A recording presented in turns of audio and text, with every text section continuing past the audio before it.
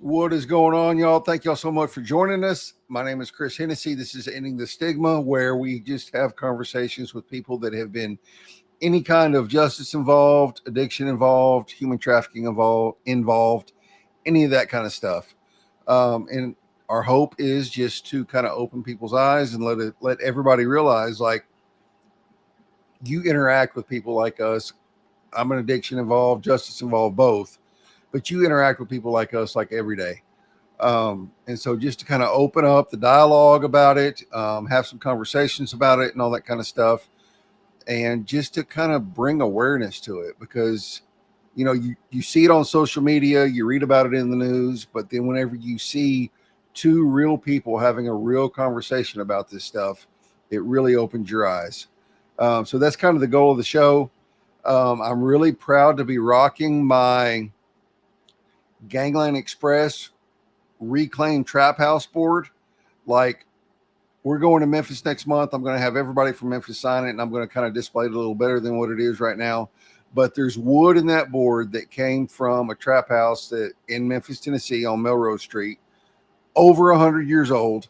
It's a house that Ben and Jess should have died in.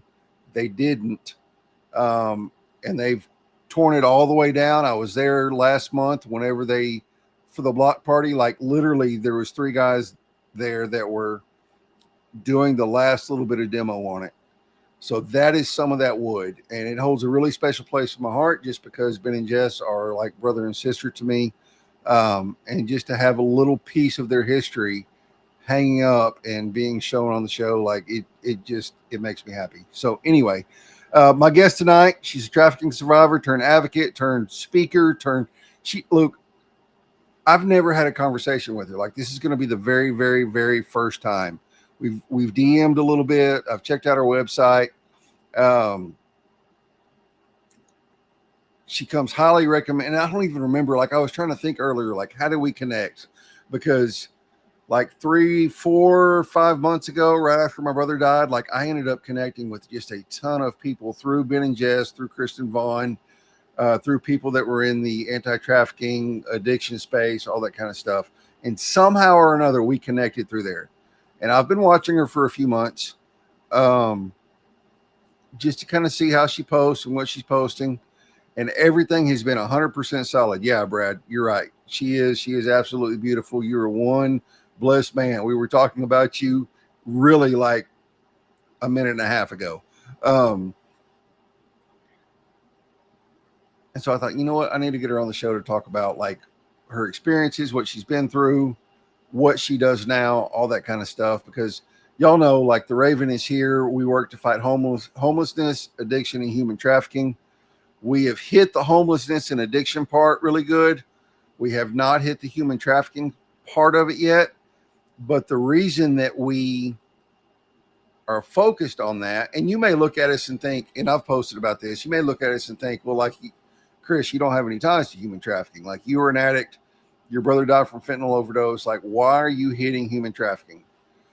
And the reason is because, and it doesn't happen every time, but if a dude is selling dope, there's a good chance he's selling people. And we want to be an all encompassing organization. We want to be able to help everybody that we possibly can. And so just having conversations like with Kristen, like we're fixing to have with Kalila, we're going to have, like, there's one or two more coming up in the next month that are human trafficking survivors. Anytime I can talk to someone that I can get some experience and knowledge from, like, I'm going to do it because we want to be able to help these people coming out of this stuff. Because we're going to run into it. Like, that's just the long and the short of it is, if we're dealing with addiction and dealing with dope traffickers, we're going to be dealing with human traffickers.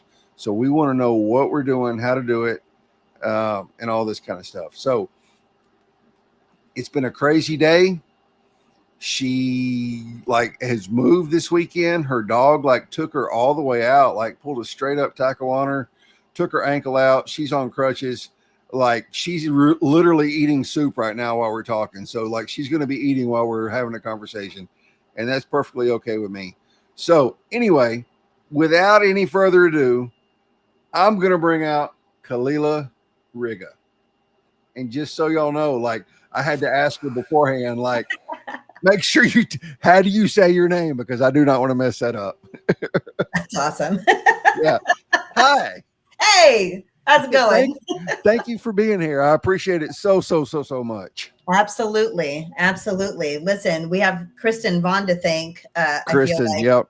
a lot for sure. Even leading up, because what you don't know is that like in the last 2 hours, I felt like I was experiencing maybe vertigo or something, and I was super nauseous, and I was that not sucks. so sure how well this is going to work. So I was sitting on the couch, don't move. So look, and I don't know if you've ever heard of this, and I'm not like an expert on it. I've only heard, like, our CFO has vertigo at my day job company, and he literally like has his mom come over and twist his body into some kind of weird position with like, I'll get some info on it and send it to you. Like, with his head down and then twist his body, and it causes whatever that is in your ear to just like reset. The equilibrium. Yeah. Yes. So basically play Twister. Yes. Exactly. But his mom, I got it downstairs. Yes. But I probably shouldn't do it while my ankle's out. Right. No, probably not. Oh, I love it. Yeah. So, like, I have zero concept. Like, all I know of your background is what's off your website and what little bit we've interacted on social media over the past 4 or 5 months. So just like word vomit, like, tell us who you are, like, tell as much of your story as you want to, and move into like how you started, where you were, how it started, where it's going, all that kind of stuff. Awesome. Yeah. So as you've already introduced me, my name is Kalila. Most people call me Kiki for short because they take one look at my name and either miss some letters, add some letters, or go, yep, you can't do it. So, and we talked about this backstage, like literally for the past 6 months, I thought your name was Kalia. And I texted Kristen Vaughn the other day and I was like, hey, Kalia is going to be on the show. And she was like, who the heck is that? Yeah. Oh, wait a minute. Close. I missed an L. There. Yeah. You were almost there. Yeah. I was almost there. Yeah, no. So first and foremost, you know what? I'm a child of God, and I'm a minister of the gospel. Actually recently, my husband and I were both ordained through our church. I was going to say your husband's a pastor. Like, he's my husband is a pastor. Yep. I am not a pastor. I am a minister. There is a difference. There is a difference. Yep. Yes, and I'm a minister too. Like, I'm an ordained minister through my church. I do not pastor the church, but I'm ordained to minister. Like, I can marry people and do all that kind of stuff, but I do not lead the church. I operate. It's a different kind of grace of the church. Have afforded to you. It carries a special anointing and a different kind of grace in order to do that. And I did not receive that. The grace that the Lord gave me is for literally where I'm at today. Yes. I hear people say often that God won't give you more than you can handle. I don't really believe that to be true. I believe God equipped you to handle the hard because of what was coming out. See, that's where people get stuff twisted. Is the verse says, he will not let you be tempted beyond what you can bear. Correct. He didn't say he wasn't going to stop it, right? Yeah, and if you are tempted, he's going to give you a way out. Right, so if you're tempted to use again or do whatever, I used to tell people this, and whenever I was in prison, is if you feel tempted to do X, Y, and Z, you should take encouragement in knowing that God knows you can handle that, or you wouldn't be tempted to do it. He never says he would put more on you. He just says you would not be tempted beyond what you could bear. Right. As a matter of fact, the word also says that you're not getting out of this life unharmed, unscathed, without trial, without everybody's look at all the apostles. Hard. You can just pick how you rock with it. I choose to rock with it with God. Now, I didn't always choose that. I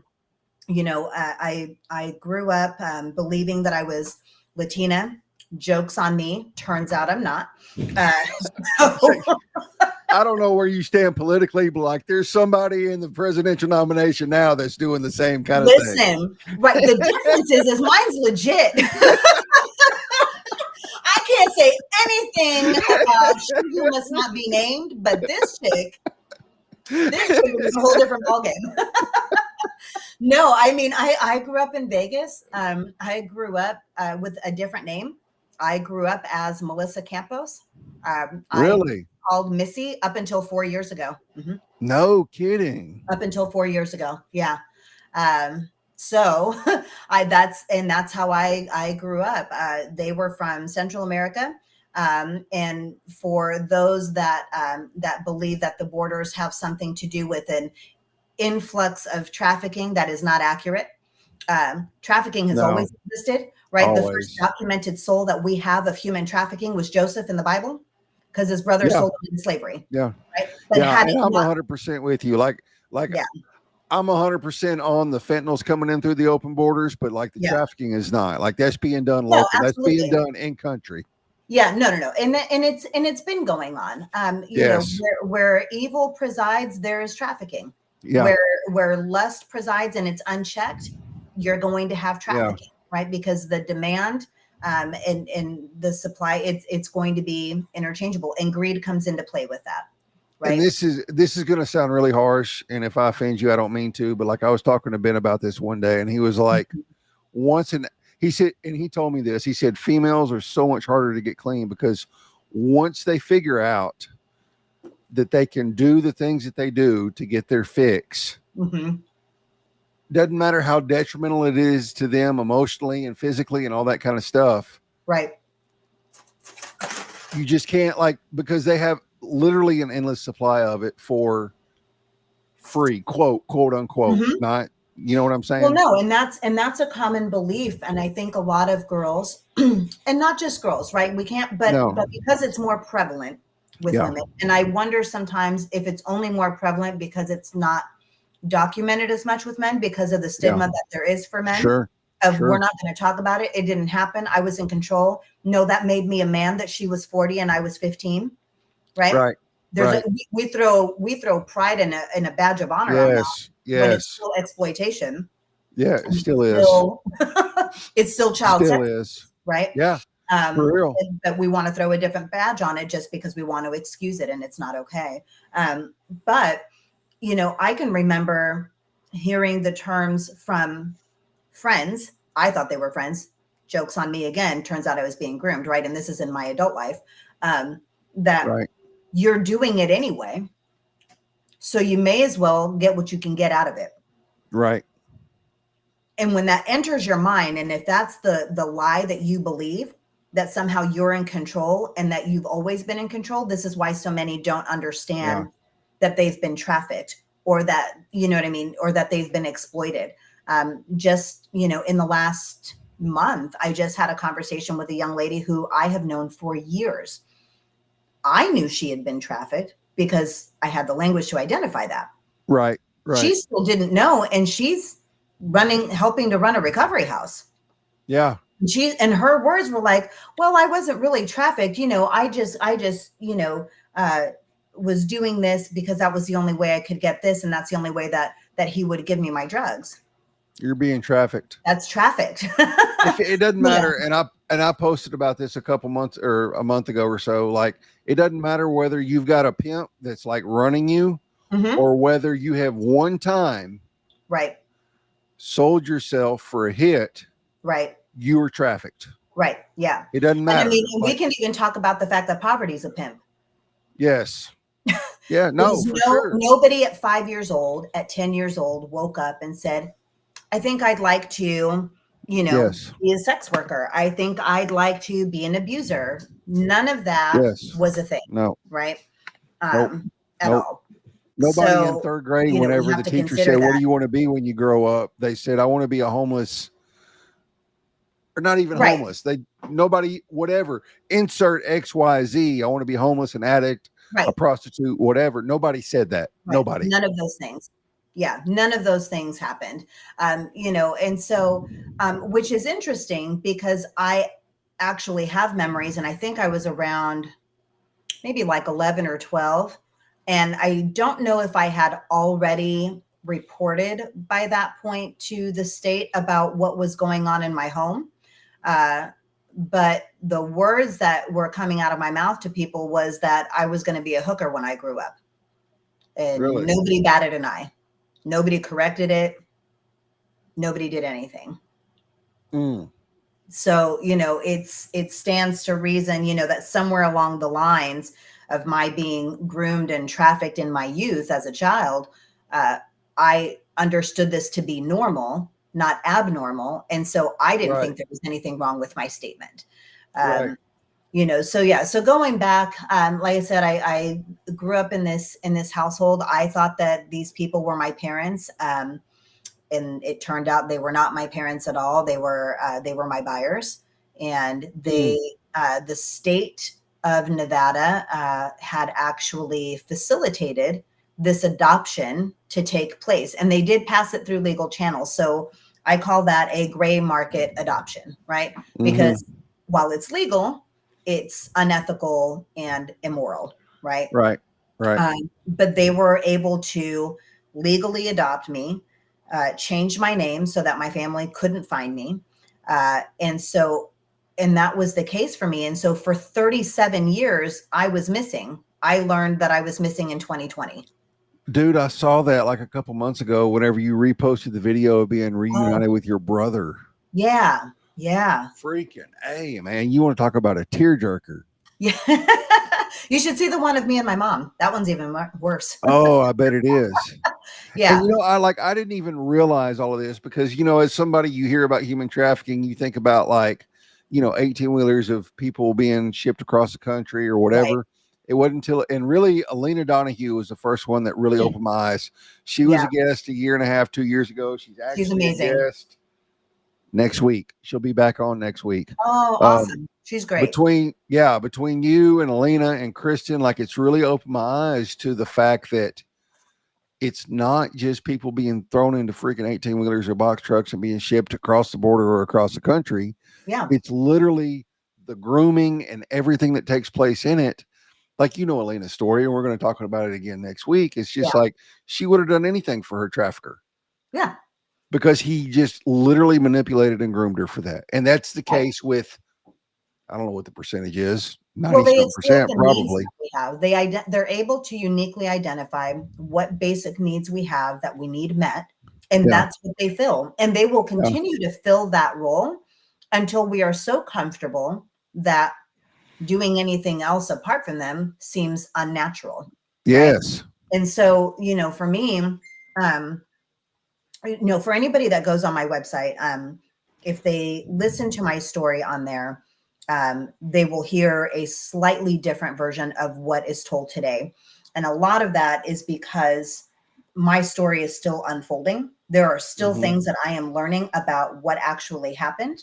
And I have a memory block on some things, right? No, and so for sure. Trauma is not linear. It's not, your memory is not linear from that, but these are all things that I'm learning, right? Right. When I first found out that I was missing, I was reunited to my siblings. I was reunited to my mom. My dad, unfortunately, passed away in 2010. So I did not get the opportunity to meet him. Is that when you found out you weren't Hispanic, that you were really black? Listen, my husband. Okay, so let me tell you what that happened. And we were joking about this backstage, y'all. So don't think this is anything crazy. Oh no, it's hilarious. Listen, it's hilarious. It is. And Brad, if you're watching, I'm sorry. He is. He was on here earlier. Yeah. Oh no, I'm about to tell on him. Right, and I do it all the time. We think it's funny. I hope everybody else will find it funny. If you get offended, that seriously, whatever, that's on you. Take that up with the Lord or whatever. Yeah, right. Right, exactly. So my buyer, remember, I thought they were my parents, right? Like they were mom and dad to me. I didn't have any other names for them, right? But I stopped speaking to them probably back in 2014. There was just, things were just weird, and she wouldn't let me talk to him. He had asked me for forgiveness for the things that he had done in his own way. It wasn't the currency that I wanted of, I'm sorry for doing X, Y, and Z, but I understood that he was apologizing in the best way that he knew how. And I was okay with that. Right? Yeah. But with her, I had a much harder time because I had kids by that point. And in my mind, if I've told you what's happening and your response is, well, I'll talk to him about it, and then you do nothing. Right. I don't know what to do with that, right? Like that, there's a lot of anger that comes in with that. And at the time, I was newly saved. And so I just didn't have, I just wasn't where I was at. And so anyway, I stopped talking to them because she wouldn't let me talk to him, wouldn't let me, whatever. And some other things happened that got a little weird. But I would check Google periodically, because they were older. And so I figured, okay, if they've passed away or if something's happened, I will find it via the internet because an obituary will be posted. Right. Right. And so I was searching through the obits, and I think it was in 2000. It was either late 2017 or 2008 or early 2018. I think it was early 2018. And I was looking through the obits and I came across his, and I was an instant puddle of tears. You can ask my husband. I grieved for this man.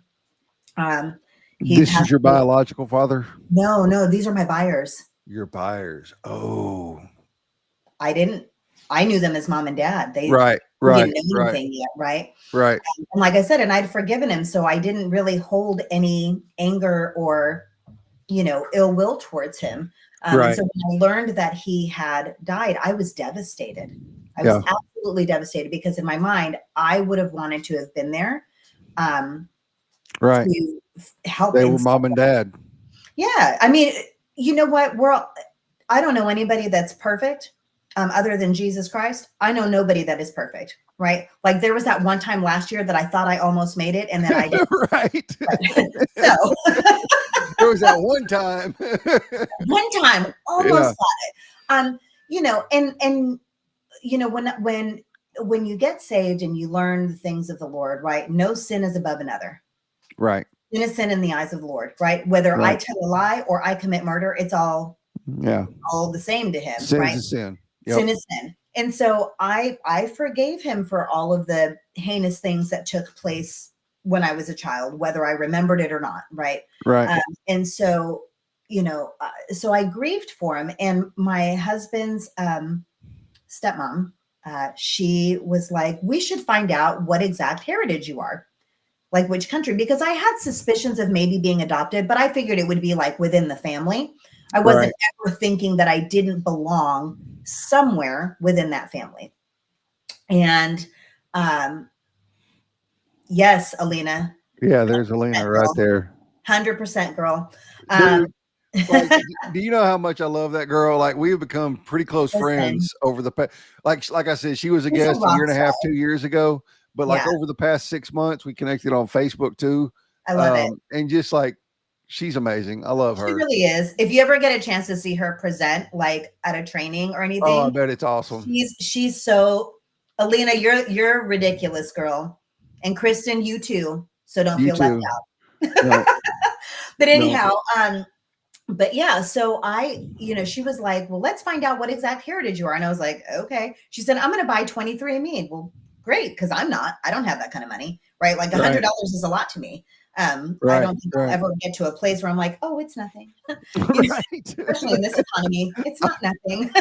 I will always, it doesn't matter how much money I ever end up making. I'll be like $100. $100. I need to go check with somebody on that before I spend exactly. that. And I'm not even married. Like I need to go check with somebody before I spend somebody's got to account for this. Yeah. Yeah. So she bought it, and I did the test thing or whatever. And I was working at Zales at the time. And I was working there when my test results came in, because they send them to you via email. And I opened them up fully expecting like that it was going to say whatever Latin countries, right? Wrong. 0.0000% for every single Latin American country that exists. Really? Nothing. In fact, it came back and said that I was 70% European, most of which is Irish. For anybody who might be colorblind, this skin is extra brown and this hair is extra dark. Yeah. I mean, you're still pretty light skinned compared to a lot of black folks. So that's true, but also not light enough for you to tell me that I'm that I'm mostly Irish. Pale white with green eyes or blue eyes. Yeah, exactly. Right, exactly. And then the other 30% was African American, and I lost my mind. Because it was so I'll backpedal for a minute. When I listened to the obituary and I read or listened to the funeral service and I read the obituary of my buyer, there was no mention of me. There was no mention of my daughter. So it was like we never existed to them. So that was blow number one, right? Wow. And I was devastated by that. So now to get these test results, now I have a actual foolproof confirmation. I don't belong to them. I don't even belong to that family. Right. And so I was devastated and I was crying and I was freaking out. And I called my husband, right? Because that's what we do. Oh, bless his heart. I love this man. I love his sense of humor. And I love men that want to fix and get you to stop crying. So sometimes that's a joke. Right. And so I'm freaking out on the phone. And I was like, it says I'm not Latin. He goes, okay. He's like, so what does it say? And I told him, I said, it says I'm 70% European, most of which is Irish, and then 30% Black. And he goes, well, that's good. Can I tell you, instant tears? Done. Done. And I was like, what do you mean that that's good? And he's like, well, the government knows it's reparations. That's great. Like, what? I mean, stop it. When man. I tell stop you, it. You doing took the me most out over there, bro. It took me out. It took me out. I was like, I don't even know how to respond to that right now. So I'm gonna call a friend. Right. And let me say this. And I again, I'm learning to navigate what to say and not to say. So if this is offensive at all, I don't even mean it. But if anybody out there is a trafficking survivor and looks at themselves as somebody that nobody will ever want again, I have multiple examples, including you and Kristen and Alina and a whole slew of other people that have come out of this and have families and husbands, and it is 100% possible. It is. It is. There is no even. Yeah. You know what I mean? That's a lie that I believed for a really long time, was that nobody. Yes. I was a single mom. I was still in and out of trafficking, in and out of exploitation. And I don't even want to say damaged goods because that sounds so terrible. But but that's the way that the internal view is. It really is. We're tainted. Right. We're tainted. But and I love it because I love the way God redeems. He says he will restore the years the locusts have eaten. Yes. And every time I talk to somebody that's come out of addiction or trafficking and they have a family and they have a husband or a wife or whatever, and they've done all this crazy stuff in their life, but God restored it. God restored it. And that is my thing that when I sign my books, anything that I do, it is but God. But God. Everything is but God. But God. Because it should have been this, but God. Right. It could have been that, but God. There's always but God, right? Always. So because I remember being a single mom and I was between labor trafficking, sex trafficking, and everything in between. I was convinced that no one was going to want me as a single mom because of what you said, right? Tainted, damaged goods. Right. And I remember having a conversation with myself of I was going to marry the next guy that came along, which I did. And then 3 months after that, I was like, you got to go. This was not good. I was just kidding. Right. I'm sorry, God. I didn't mean that. Listen, I made that up. Right. I didn't mean those vows. That was a test run. I was just seeing if somebody else was ready. Right. And then, but I really didn't believe that at all. And so, but God, there it is, but God. There it is, but God. This man and my wife. And it couldn't have just been anybody. It had to be somebody who was going to be able to shoulder the weight and the magnitude of what my story was going to be that I didn't know that it was then. Right. Because then I just thought that I was a victim of child abuse and of getting beat a lot. And I didn't look at going through the foster care system as survivor of the foster care system. Right. But looking back on a lot of my experiences, it's like, oh, no, that's accurate. Yeah. And so Yeah. And just real quick, for anybody that's interested in the book, it's available through my website. If you go to book, or I think on my website, it has a hyperlink for it. So, yeah. And I think Kristen may have dropped my website in the chat somewhere. But and, anyhow, and while Brad is a special dude, yes, like 100%, yeah. But God has a Brad for every other survivor out there. Absolutely. I firmly believe that. Absolutely. You know, and I'll encourage anybody that has, you know, who has that title that they carry of survivor. Can I encourage you? And Kristen and I were just talking about this.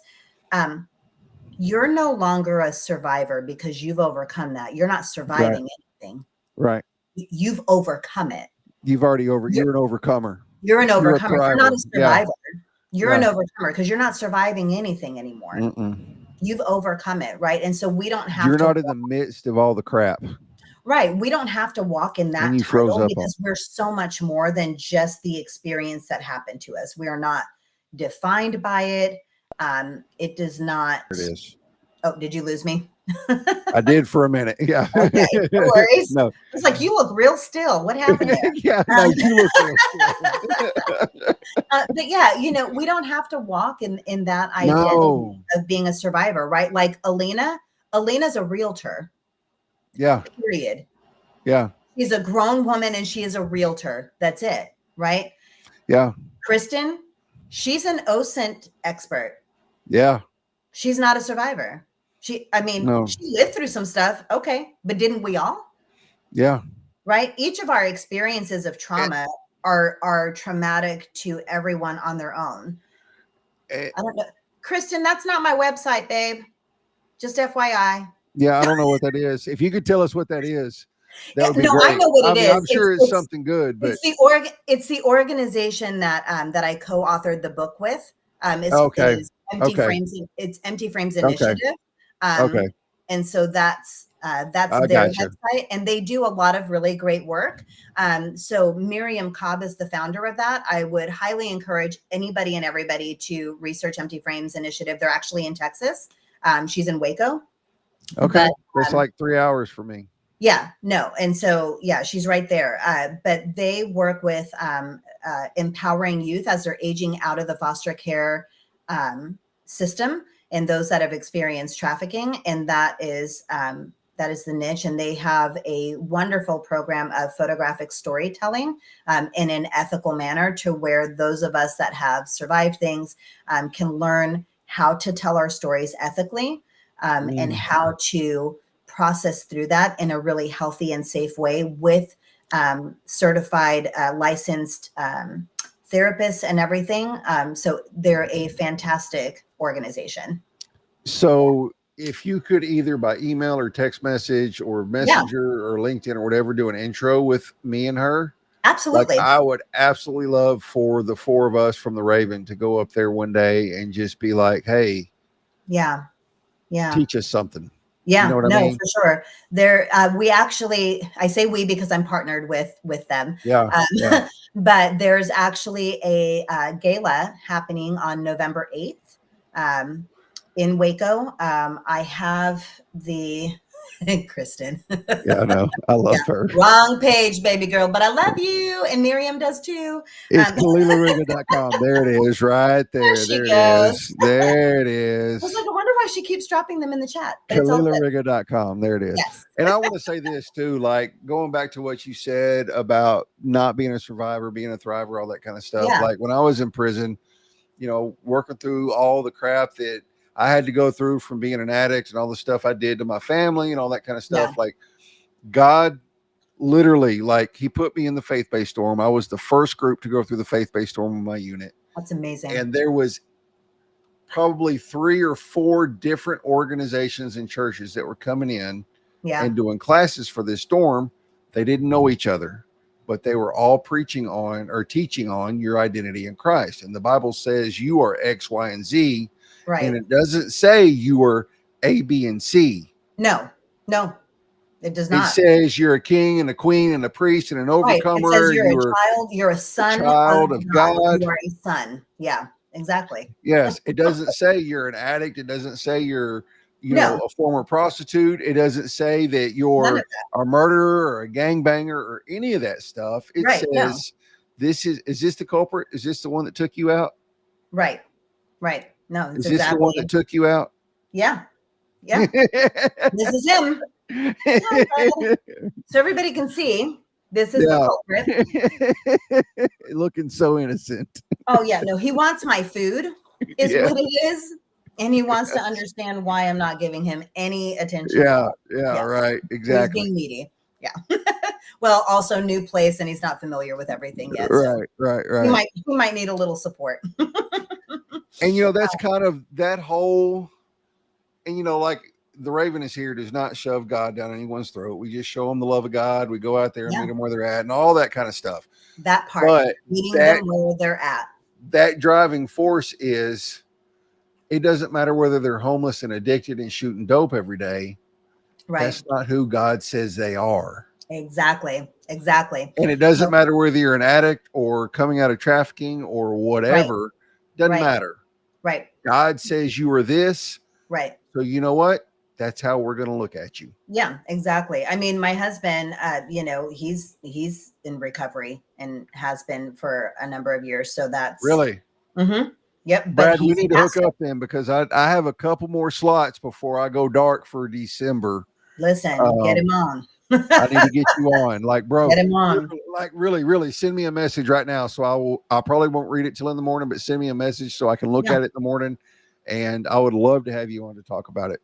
I will do it right this second. Brad Riga. Check him out. Brad Riga. There you go. There's your message.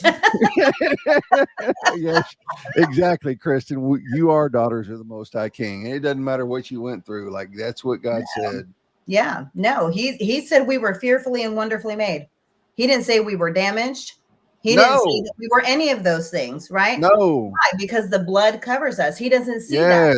He sees his son when he looks at us. Yes. Right? If you look at me, I'm nothing but filthy rags. I'm a hot tamale train wreck, right? Who's riding the hot tamale train wreck express. Okay. Yes. That's where I'm at. Right. You take Jesus off of me and it's all bad. It's all bad. You know what I mean? I can try to do whatever in my flesh, but it's not gonna do nothing, but yeah, so to go back just 2.5 seconds. So November 8th, there is a gala in Texas, in Waco. I will send you the information for it. If anybody has stuff that they want to do for an auction, or if they want to sponsor tickets, help with anything with that, donate, whatever, I'll go to that website that Kristen dropped, the Filling Empty Frames one. Okay. And that's where go to that one. Yeah. Go to that one for that. Okay. But so I grew up with those people, and that was, my life. And then I got my test results back that said something completely different than what I was expecting. Yeah. And I sat with that information, because what am I supposed to do with that? I don't know how to read any of that information. Right. And so for your entire life, you thought you were Hispanic. Yeah. No, I mean, I read it, write it, speak it, translate it, dance it, cook it, the whole, everything. Right. I've been immersed in that community for as long as I can remember. And so we did another test. So she turned around and bought Ancestry, because we were like, well, maybe they got it wrong. Right. They didn't. Nope. Still correct. It was wild. It was wild. And of course, and the first person that it pairs me with is an 85-year-old woman whose name is Betty Knievel. Yes, related to Evel Knievel. Yes, related by marriage. I am. Wow. Right. Okay. What's even more wild than that is, so his son used to do some stuff at the church that I used to belong to, but I never knew that we were related. That's crazy. Isn't that weird? But anyhow, so she's 85 years old, translucent as can be, right? And she doesn't know anything. And she's like, well, my granddaughter has the Facebook thing. And I was like, okay, I'll go find her. Right. But I'm looking through all of these people that it says that I'm related to. everybody's a ginger. So when I say they're white, I mean, they're like extra, right? Like other than being super blonde haired, blue eyed German, right? Like the other end is that Irish redhead, right? Green eyed version of being white. And I was really confused. So right, right. You know, so I sat on the information for a couple of years because, you know, I didn't really know what to do with it. And I didn't know anything of how to figure things out. And, you know, when you buy things, you know, social media is really good about, and your phone is like, hey, look at this, right? Of the bought. And so both Facebook, not Facebook, both Ancestry and 23andMe have their own like their own stuff that comes up on social media that people comment on or whatever. Right. And I'm not one to comment on like those super public things. Yeah. I just don't care. I don't either. Right? Yeah, Like, I don't either. It's cool, but like, good for you. Yeah. Right. And so I was feeling very spicy that day. And somebody had commented, they said, oh, you know, I found a half sibling and whatever. And I was feeling spicy. So I commented back. And I was like, that's great. I found a second cousin who's 85 and knows nothing. And maybe one day, like I have found nothing and it's been 2 years. I was really spicy that day. Yeah. And so next thing I know, I'm getting flooded with comments of like, oh, you need to do this and you need to plug in your information here and you need to do this. And I was like, I'm not doing anything. I'm going on vacation with my husband for our anniversary and I will check the humans later. Because at this point, what difference does it make, right? It's a week. Whatever, you know. And so there was one woman though who had commented, and she had commented, you know, I really feel like I could help you out. And I was like, yeah, that's great. And I moved on because I really wasn't interested. I was interested in getting ready for vacation. Right. And so about maybe 8 hours later, I get a message from her in my inbox. And she's like, look, she's like, I promise I'm not trying to be super creepy. You can totally do a background check. You can, you know, do whatever you got to do. She's like, but your comment on there has been eating at my stomach all day. And I went back and fished through all of the comments to find yours so that I could message you. She's like, I just really feel like I'm supposed to help you. And I said, okay, I know what that is. So I'm gonna go ahead and let you do that. So I gave her access, right? And so mind you, she's armed with the name Melissa Campos, whatever is in my ancestry profile thing, in my 23andMe, and my date of birth. That's it. Yeah. So basically, she has like your DNA and your date of birth. Like she could steal you. Well, not really, because she didn't have my social, right? So like, okay, yeah. Right, she didn't have that, but you know, all she had was what we know now is the wrong name, the right date of birth, and whatever 23andMe and Ancestry says that I'm related to. That's it. All she's got to go on. Within 30 days, she had my entire family history mapped out. Wow.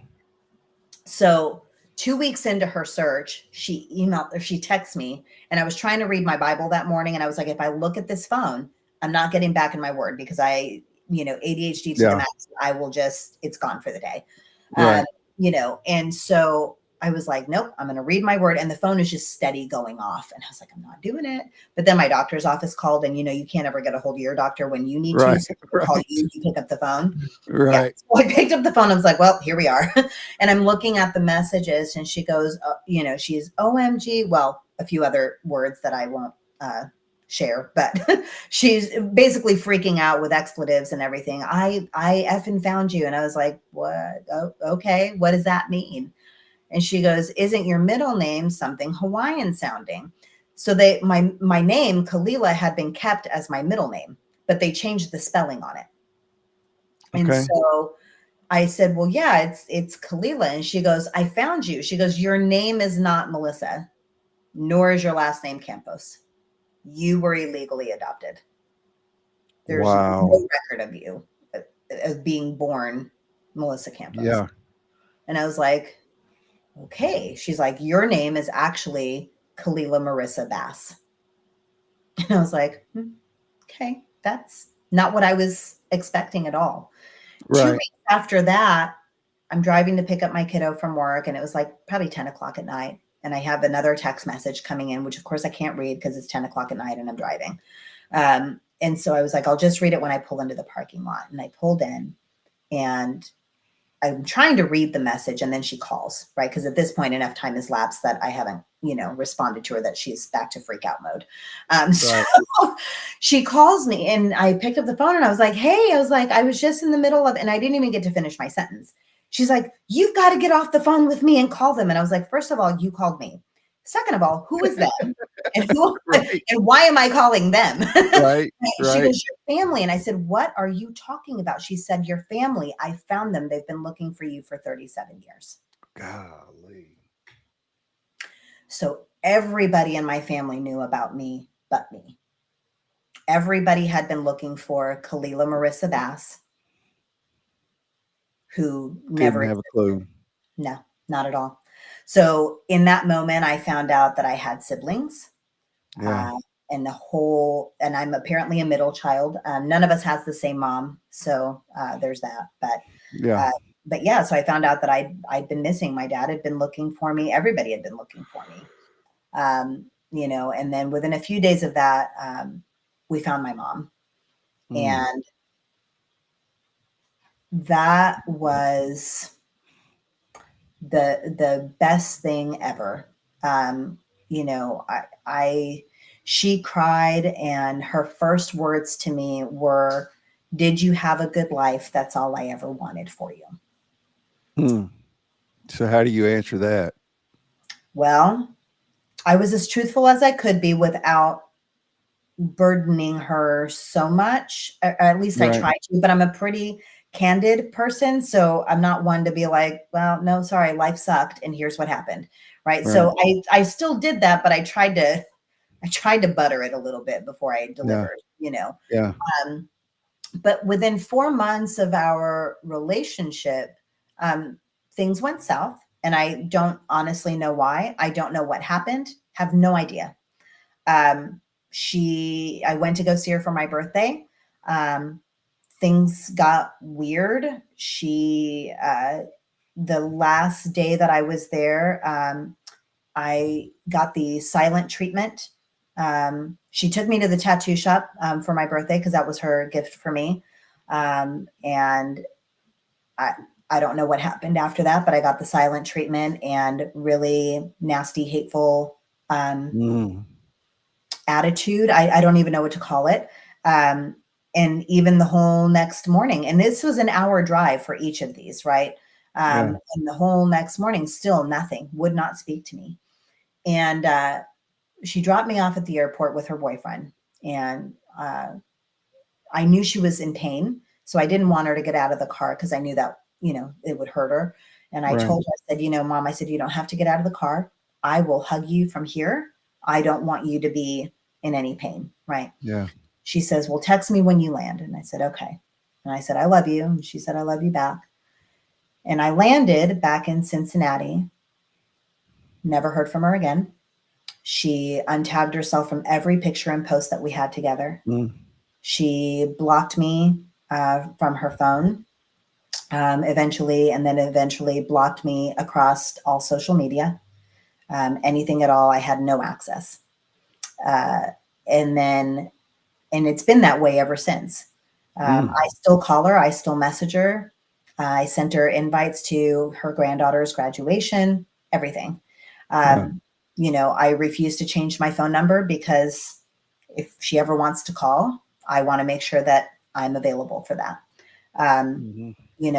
And so about 4 months after all of that happened, I was talking to a family member who does not want to be named. But we were talking, and they were telling me about a conversation they had with my dad. And the conversation was surrounding what happened all those years ago. What happened to me? What happened between you and Kalila's mom? And the conversation that they had with this family member, and to give you an insight into this family member, they are like they're like a stenographer, not in reality, but any conversation you have with them, they're taking notes and they're writing down everything you say. I don't know why, but it served its purpose because of what I ended up learning. And so the conversation with my dad was that when I went missing, my mom had taken off with me, didn't tell anybody where she went with me. And what my dad was told by the community that they were plugged into was that she went down to Vegas and she sold her to some Spanish people. Now, again, this is why I say this about my mom. The first words out of her mouth were, "Did you have a good life? That's all I ever wanted for you." I do not in any way, shape, or form believe that my mom did anything with the intent of causing harm or of what transpired next. I don't believe that for a second. Right. Not 1 second, right? I don't know what she was facing at the time. I know that my dad dealt with addiction. I know that things were rocky there. I know that she was a whole whopping 20 years old when she had me. I was a hot mess at 23 having a kid. Yeah. Right. Right? Like no 20-something needs to have kids, period. Right? Like 20s are the years that you do a lot of really stuff, right? Like, and nobody can tell you anything because you're grown. Right? So like there's that. But you know, I don't believe that she had any of those intents. The unfortunate reality is that whether you had the intents or not, right? What's happened is we have a situation of trafficking, right? You finished being able to go to school and doing what you needed to do. So you received something on your end, however that was orchestrated. The courts were complicit in it because what I learned in the last year is that the judge and the attorney that were that facilitated that adoption were both being investigated up until the times of their death because of termination, premature termination of parental rights and all of these other things involving youth, right? And then there were mob and mafia ties. So there was a ring of some sort going on, we believe. We're still doing a lot of investigating. And so we still don't have all the pieces to that puzzle.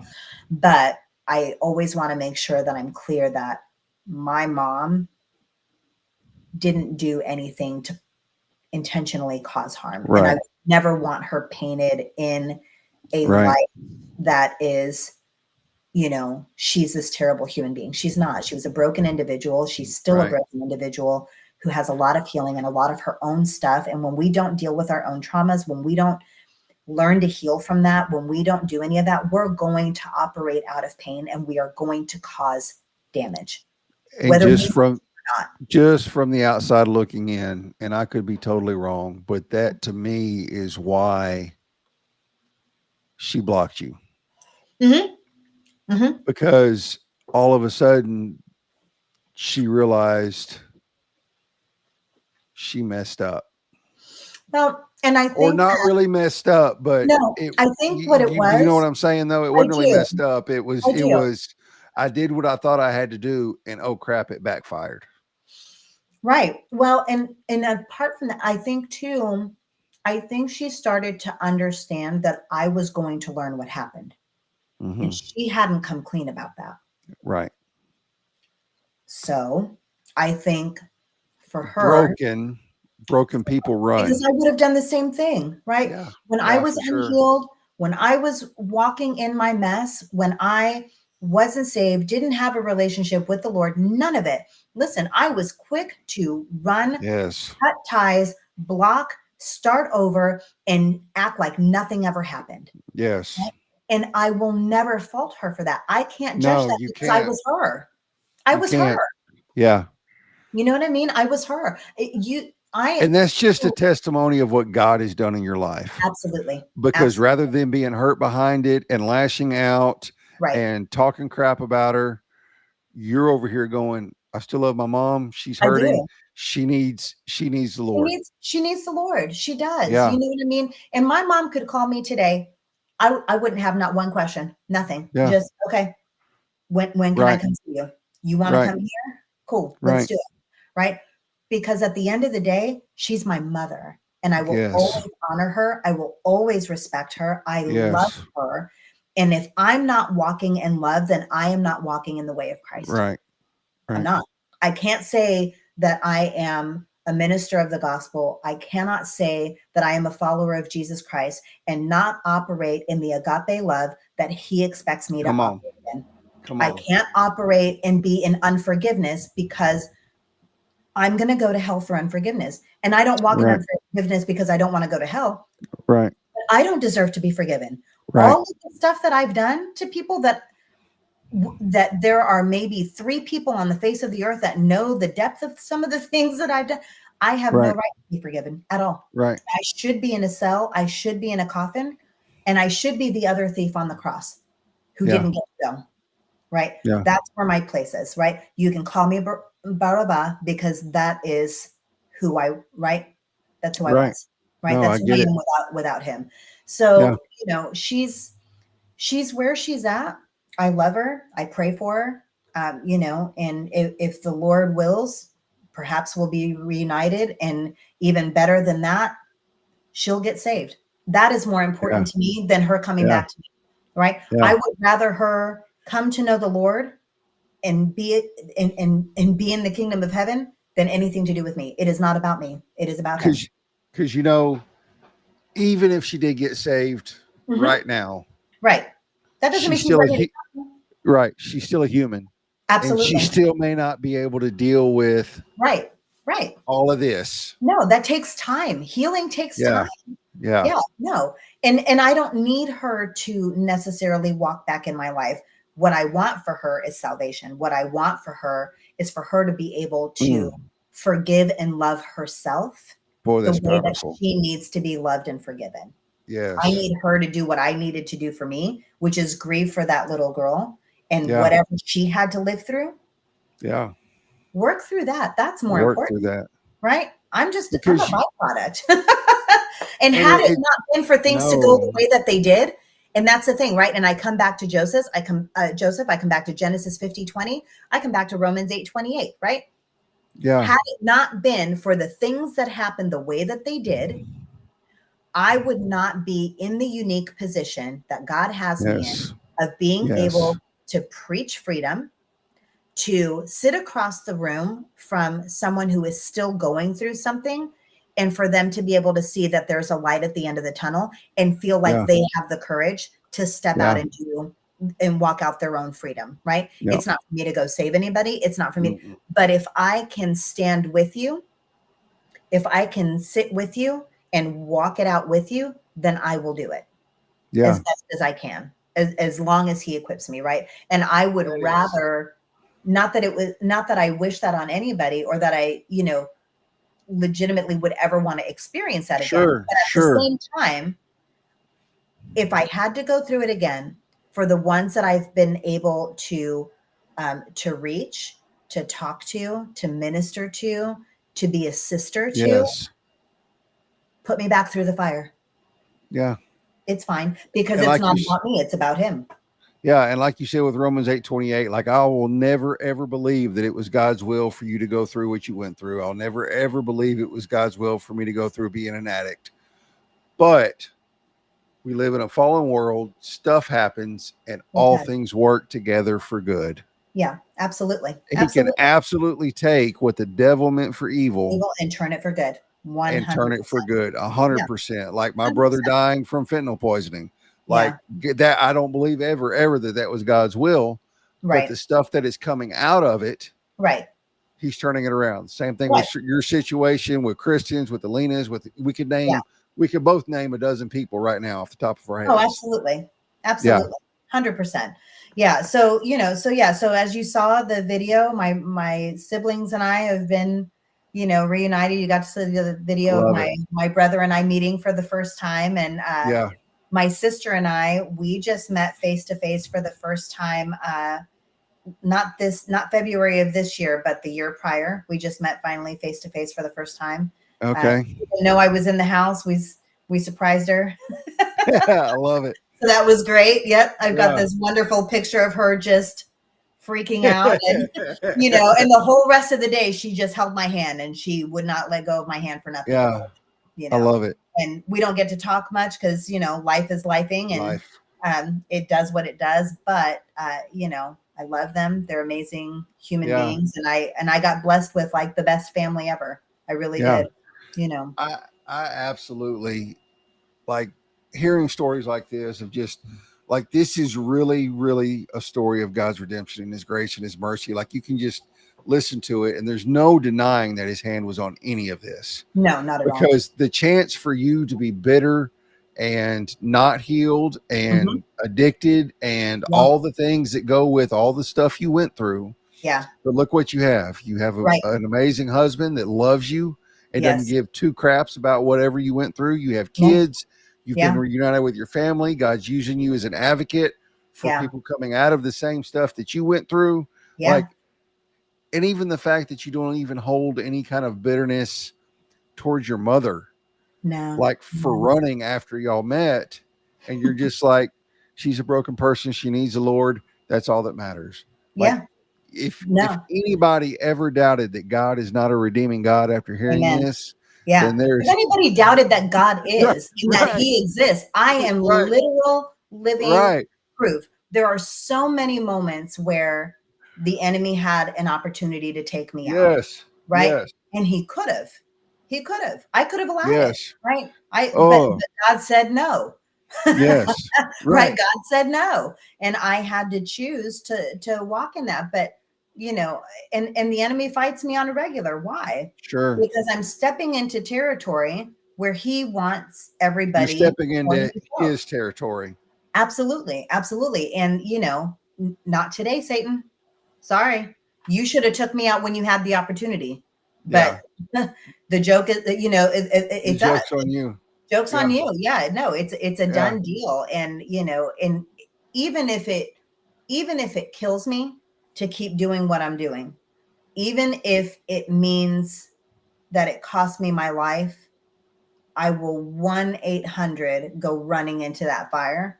If it means being able to be there for somebody else. I always like to say that God didn't rescue me from the pits of hell so that I could be like a dumb dog who doesn't bark.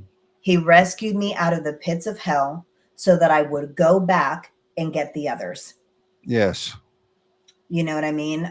And that's I do 100%. That's my mission. You know what I mean? And my hope is that, I will get to center that around youth. Because when I look at my own story, in my youth, how many systems overlooked and failed me that had an opportunity to step in? How many? Right. My belief, right? And I know that we have adults who, like I know Kristen's story, right? It doesn't always start in our youth. It doesn't. But we have, I think the majority, and I might be wrong. Alina, if you know this, feel free to drop it in the chat, babe. Same thing with you, Kristen, or anybody else that's on here that I don't see. My belief is that we have as many victims of trafficking in adulthood or, forced prostitution or any of that, because it started when we were kids. The grooming process, the sexual abuse, the exploitation, it started when we were kids. We were primed to believe that this was the norm. This is just how life was. And when we tried to report, the messaging that we got back was, well, we're going to send you back home, because when I reported 2 weeks later, they sent me back home. Yeah. So the messaging I understood was, oh, this just is how it is. So this is what we're doing. Right. So at no point did I ever think that what I was doing in adulthood that I thought I was in control of. Right. No part of that did I think was abnormal. I didn't think it was odd to go work at an escort agency and have to report and have to answer a phone. None of that did I think was abnormal. When I had friends who were grooming me, right? And it was, we're going to Culver City because we're going to go film da-da-da-da-da. Okay. But again, not realizing, because traffickers become your friends first. They're in relationship with you first, right? The percentage of the abductions or any of the stuff, right? Like even when they want to say about the borders and that, listen, abduction is 3%. 3. I had And I'm like nobody in the trafficking space because I'm just getting into it. And like I said at the You sound beginning of like the Steve. show, I don't know if you've met like Steve who? Baumgartner, but you sound like Steve. No, I Fire do first know leader. Steve. Oh yeah, Yeah, no, he says Steve. the Yeah, same. like He said the same thing. he's my bro. Like, yeah, he's in our like. So we have a group text with a bunch of guys from the We Fight Monsters Yeah, isk yeah, group. There's yeah. like 12 of us, and then we have a weekly Bible study on Friday mornings, and he's part of that. Steve was actually a guest about 3 weeks ago. Hmm. But I'm like, I'm brand new in it. And like I said, I got into it because I know the drug and human trafficking go hand in hand, and Hmm. I'm not going to leave anybody out. So Right. just learning all this and learning that, like, I had somebody in everything I know is because of reading your post, Kristen's, Alina's, having conversations with y'all in the Yeah. DMs or whatever. Um, but I had somebody reach out to me on LinkedIn and was like, thank you so much for like just being real because there's all these overinflated stories of kids getting Yeah. abducted from playgrounds. Right. And she's like, we all know that's not true. Right. No, like it legitimately makes my skin crawl every time I see a post of, oh my gosh, you'll never guess what happened at Walmart.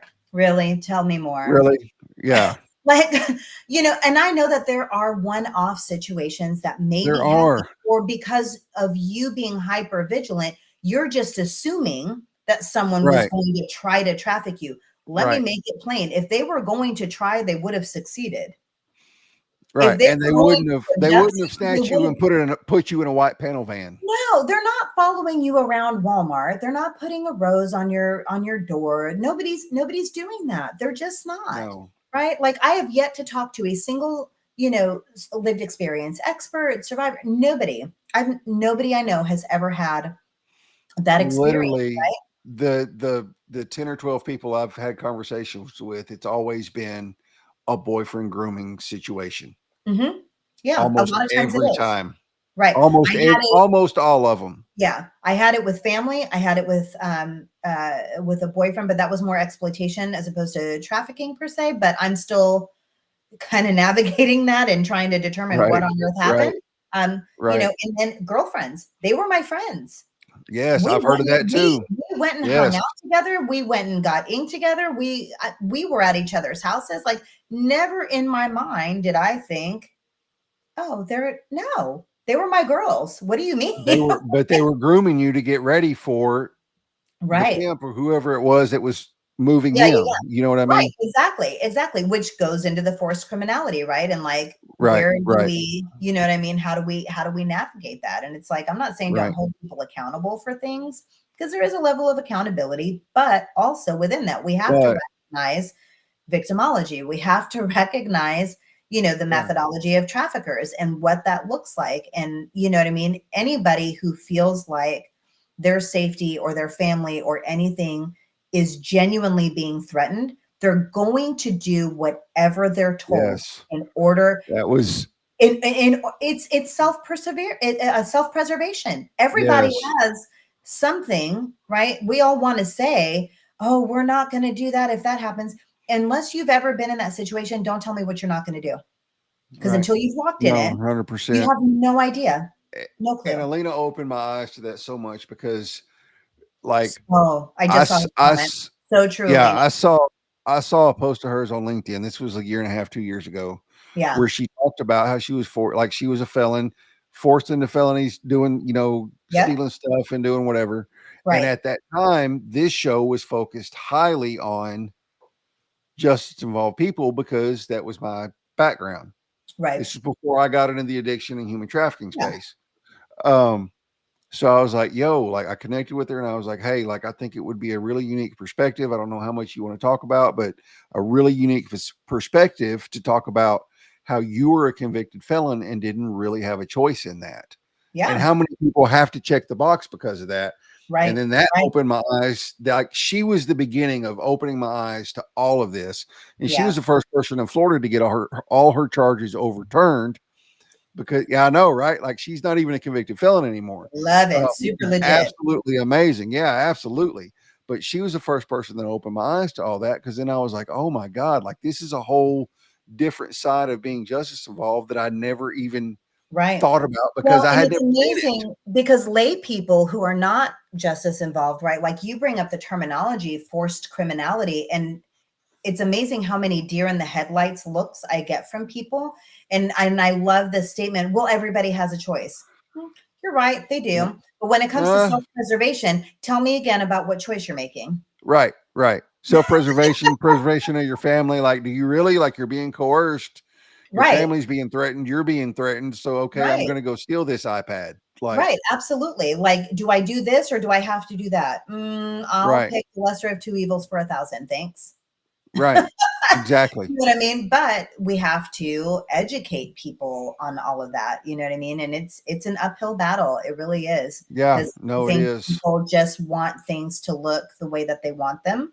Um, People want healing to look the way that they want it to. You know what I mean? One of the things, and Kristen's probably going to crack up because I say this all the time, but there is a wrong way to do the right thing. No, I Most agree. people are doing the right thing the wrong way, right? Yeah. And it doesn't always mean that they're setting about it with a negative intention, right?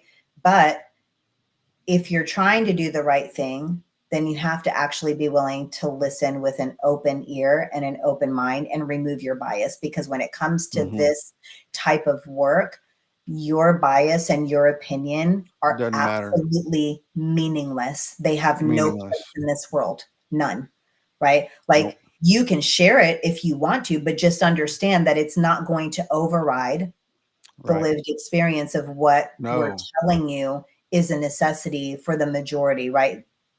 You have there's a wrong way to do the right thing, you know, and No, I I agree. And people to learn that. that's why I love bringing people in y'all's situation on is not even calling it a situation, but like you Sure, have I the know what lived you mean. experience. So anything I can learn or we can learn as an organization, because I have zero experience with it. I have experience with addiction. Right, right. You know what I mean? I have zero Yeah, experience with this. yeah, So knowing that where we want to move to, which is having safe houses for women coming out of this and all that kind of yeah. stuff, like I can't we can't do this without people like y'all in our corner going, you need to do Right. A, B, and C. Absolutely. Yeah. And then there's organizations, and I don't mean this about yours, but like in general. And I No, think sure, everybody sure. in the comments that's in this space can speak to this, right? That, you know, you also have to be willing to engage those of us in the sector that have that lived experience as professionals first and as survivors Yes. secondary, right? Yeah, Because no, we for have a sure. level For of sure. expertise that is unique and that you won't gain in another way. And just how you would pay an outside consultant, we're no No, I different. agree. I agree. But there's so It's many almost organizations that feel like, oh, well, you would be doing us a favor. Well, I'm not here to do favors, right? no, Favors don't pay my no, bills. You know what I mean? If I asked you for the same no. favor, you would look at me like I'd lost my mind, right? If I asked you to Yeah. come and do your job at my house, like if you're a plumber or an electrician, right? Yes. Well, I just need you to do Yes. me this favor. What? No. No. No. That's not how it works, right? You're No. asking me for my time, which is of value Yes. and And should it be paid. doesn't matter whether it's because of lived experience or like No, my other side gig of doing remote live stream production training and social sure. media management. It Right. doesn't matter. Right. You're paying for my experience, whatever that experience is. Right. Exactly. No, Exactly. I agree And 100%. it's Otherwise, the same. you can't get into people going, well, you should do it for the mission and all this kind of stuff. Like, no, bro, like this No. person And is you know like, what? And you that's the have to thing. disassociate the two things. Right. Yeah. And that's the thing for most of us that are in this space, especially those of us with lived experience, it is because of what we've lived through that we are in Yeah. this because we don't want to see anybody Yeah. Nope. suffer from this. But that said, also understand I'm a different kind of expert. You might have gone to school, but I have literal skin in the game. Yeah. My expertise is invaluable, right? For You can't sure. put a price tag on the You skin that no, you you can't look put at a price tag on what I had to, you know, like a pastor of mine, a former pastor of mine, she used to say, you know, you can't get the oil that I got. You wouldn't no. be able to withstand the crushing. No. You have to go get your own anointing oil. This Yeah. one belongs to me. Yeah. Right? I can't walk in someone else's anointing. Yeah. It has to be my own, right? So I can't walk in the same lived experience as Alina, as Kristen, as Gina Cavallo, which, by the way, if you do not know Gina, I do not know Gina. Gina, please y'all need to get to know each other. Gina, please send me a friend request right now, because if you don't do it now, I will forget by the time we get off of here. So please send me a friend request. Yeah, she's amazing. She just published a book as well. She's the best thing ever. And if you think about it from the criminal side, if you go to trial on something, and your attorney or the district attorney wants to hire a subject matter expert on something, you have to pay for it, whether it's lived experience or whether it's education. Right. You have to pay for it. And there's room at the table for both. Yeah. There is. No, 100%. Yeah. And like, while I am so grateful for the insight that Kristen provides, I don't ever take that for granted. And I will definitely, like, if we want to do a one-on-one consultation with her or something like that, you know, if she's just shooting information in the DMs, I don't feel bad about it. But if she's good for that. She is good for that, for sure.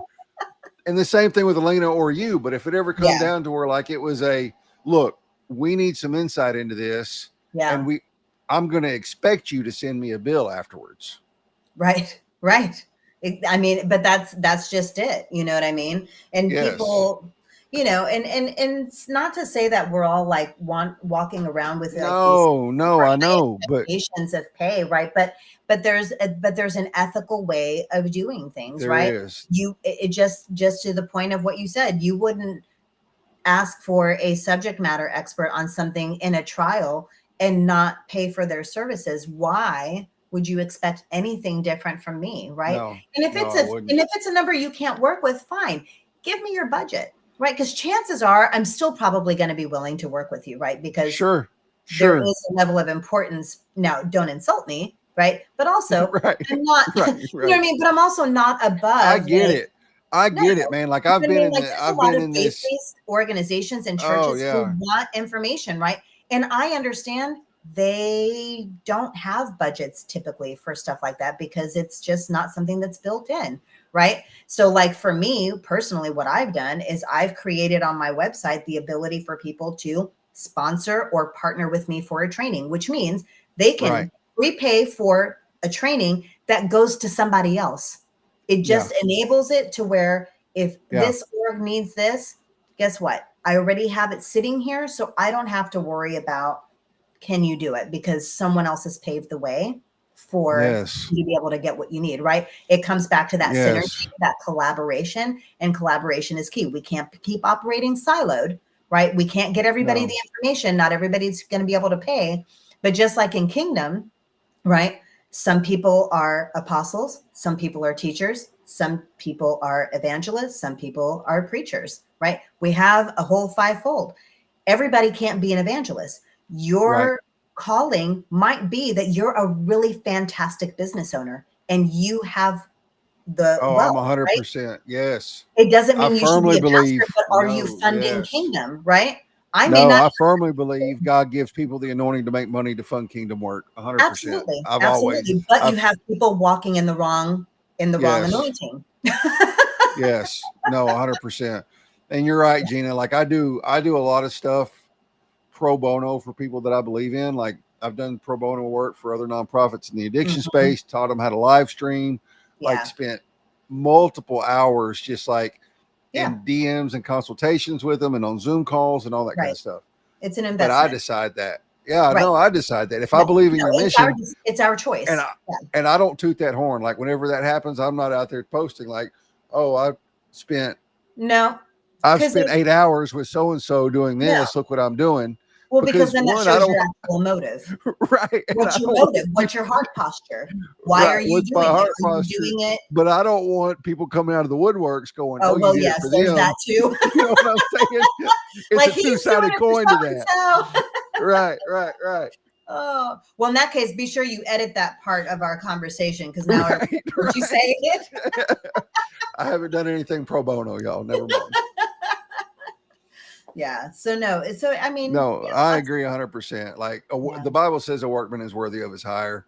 absolutely. Pastors, anybody in ministry, anybody doing anything is Yeah. worthy of whatever you're going to charge. Like Right.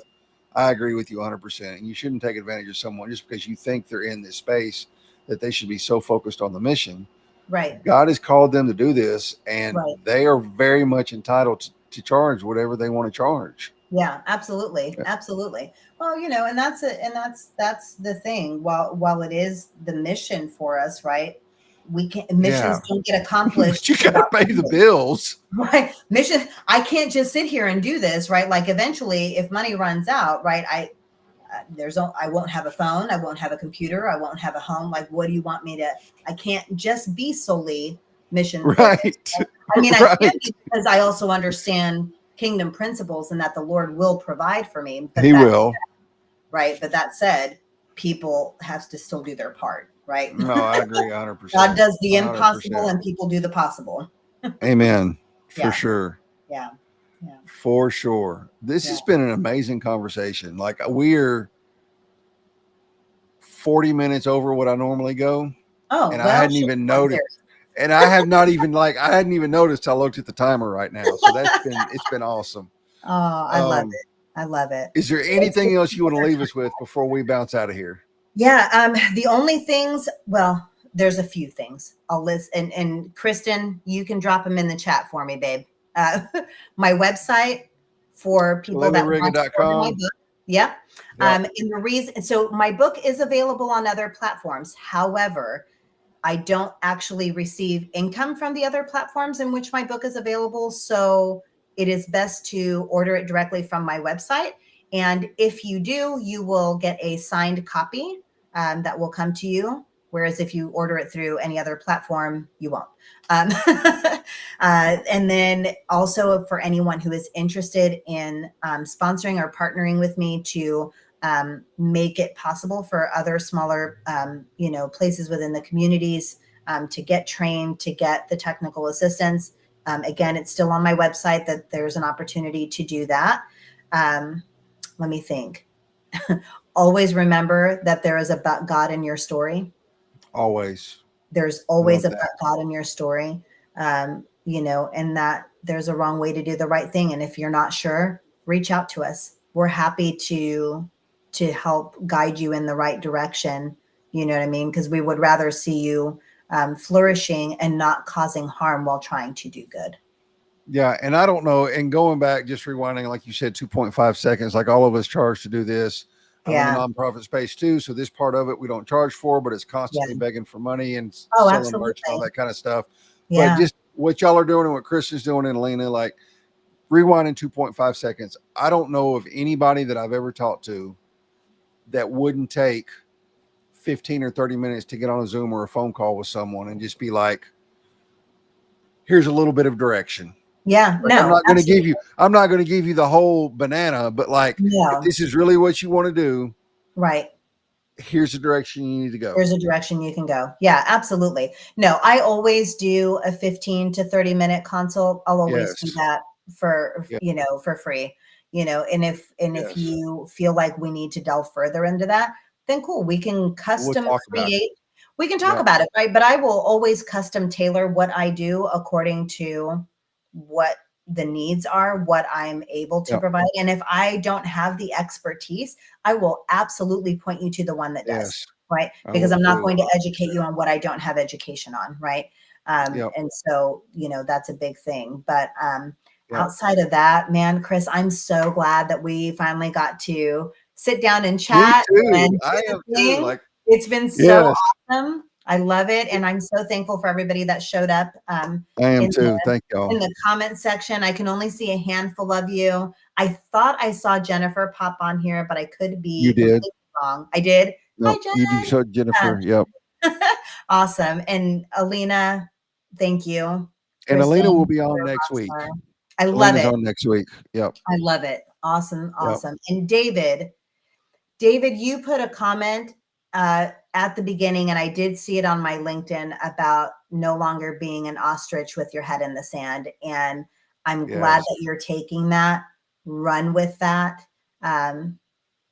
and just spread the message, share with people what we're doing, not just me, right?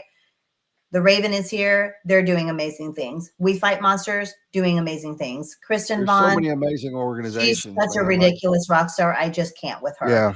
Right? Yeah. So, I mean, Yeah. there's an endless amount of us, and we'll vet people for you. Like, so they're not legit. We'll tell you, because there's a handful. I've been in conversation. Yeah, I've been in conversations with 2 different people this week about people who we thought were great, and then all of a sudden ended up not being. And so now Amazing it's how like, that happens. it is amazing how that happens. But I mean, we catch it, we talk to each other like we do. Like we all talk to each other. We may not talk to each other collectively, but it's going to be messages here or there. Hey, oh, look, did you know, like, right. or whatever. 100%. Also, big shout out to David, because he is the driving force between the last, probably, with the exception of one that Kristen created in AI, which was the Connor is Here fan club. The past 4 or 5 designs that have come out in our merch store. Oh, wow. David Cause is our graphic designer. Like, he's been our graphic designer. He's reworked our logo to make it look like just to make a dark logo and a light logo, depending on the color of shirts. Like he's been working real close with us. So if you need any kind of graphic design stuff, hit David up. Like, awesome. He's a rock star. Awesome. I love it. That's fantastic. Yep. Thank you, David. We may or may not have a list, but it is definitely in our head, Kristen.